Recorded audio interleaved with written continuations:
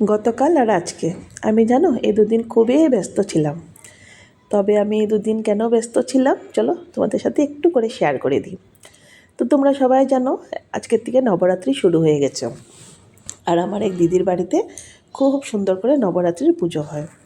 আর গতকাল ছিল অধিবাস, তো দিদি ডাক দিল, আমিও চলে গেলাম। তো আমার সাথে আমার এক বান্ধবী আর দিদিও ছিল।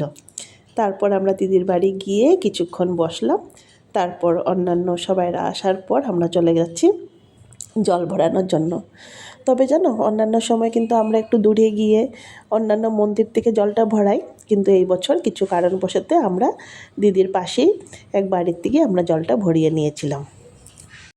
আর জানো এই জল ভরানোর মুহূর্তটা আমরা কিন্তু খুব ভালো মতো আনন্দ ফুর্তি করে পার করলাম। তো দেখো আমরা কিন্তু সবাই মিলে খুব সুন্দর করে মার জন্য জল ভরাচ্ছিলাম। আর একদমই দিদির বাড়ির পাশেই, তো তোমাদেরকে তো বললামই আমি। তো এই যে দেখো আমরা জল ভরিয়ে আবারও দিদির বাড়িতে রিটার্ন চলে আসলাম। তারপর দিদির মতে কিছু নিয়ম করে আমাদেরকে বাড়িতে ঢুকালো। আর তারপর এক এক করে দিদি সব নিয়মগুলো করবে। আর এই তো আমরা সবাই আছি দিদির আশেপাশে, আমরা দেখছি দিদি কীভাবে পুজো করে। আর দিদি যেন খুব সুন্দর করে পুজোটা করে। আর তোমরা মায়ের মুখটা দেখো, মায়ের মুখটা দেখলেই তোমাদের মনটা ভরে যাবে। দেখো মায়ের মুখটা কত মিষ্টি, তাই না? তো তারপর দেখো, তো কালকের দিনটা তো চলে গেল, আমি ছোট্ট করে কিন্তু ভিডিও করেছিলাম। আর আবারও এখন আজকের দিনের কথা। তো আজকের দিনও আবার সকালবেলা চলে গেলাম। আজকে তো ঘট বসানো হয়েছে, তবে জানো আমি যাওয়ার আগে কিন্তু ঘরটা বসানো হয়ে গেছে। তবে আমার মেয়ের শরীরটা একটু খারাপ ছিল, যার জন্য আমি একটু দেরি করে গেছিলাম।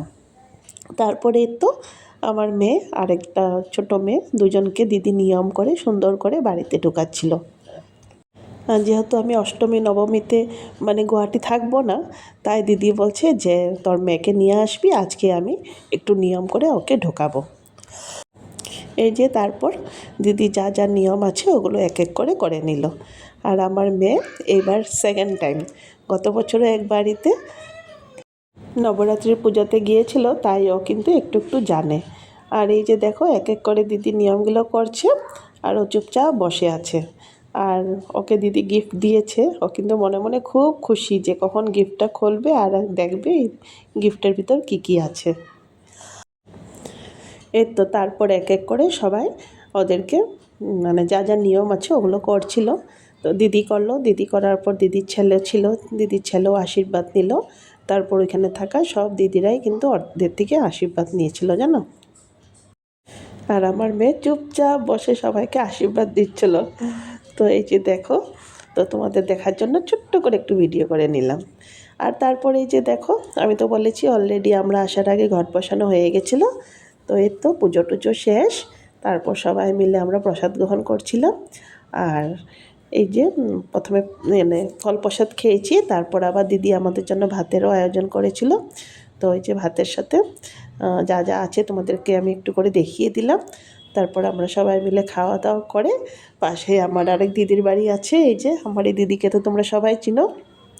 এই দিদির বাড়িতে গিয়ে একটু গল্প সল্প করে চাটা খেয়ে আমরা চলে আসলাম আমাদের বাড়িতে। তো আমার ছোট্ট ভিডিওটা তোমাদের কেমন লাগলো আমাকে কমেন্টে বলে দিও কিন্তু। তো এখনের জন্য বাই বাই।